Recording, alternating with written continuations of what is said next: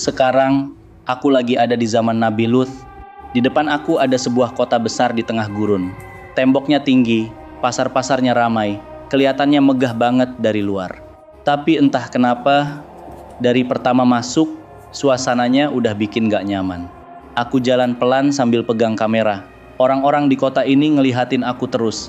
Cara mereka berpakaian, cara mereka berbicara, semuanya terasa aneh.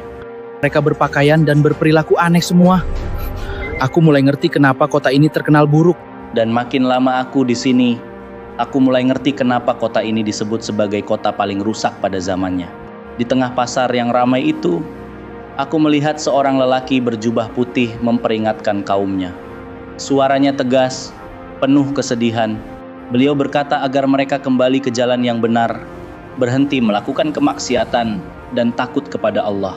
Tapi yang terjadi malah bikin aku syok. Kaumnya justru menertawakan beliau. Mereka mengejek, marah, bahkan menganggap peringatan itu sebagai gangguan. Astagfirullah, aku benar-benar gak nyangka bisa melihat semua ini langsung dengan mata kepala sendiri. Dan yang lebih menyeramkan, kota ini sama sekali gak merasa bersalah. Malam mulai turun. Lampu-lampu api menyala di sepanjang jalan kota. Orang-orang masih berpesta, tertawa, seolah gak ada apa-apa. Padahal langit malam itu mulai berubah merah gelap. Angin bertiup makin kencang. Ya Allah, suara apa itu? Suasana kota mendadak terasa berat. Aku mulai panik. Ya Allah, kenapa firasatku gak enak begini? Lalu tiba-tiba, boom, suara gemuruh besar terdengar dari langit. Tanah mulai bergetar. Bangunan batu retak satu persatu.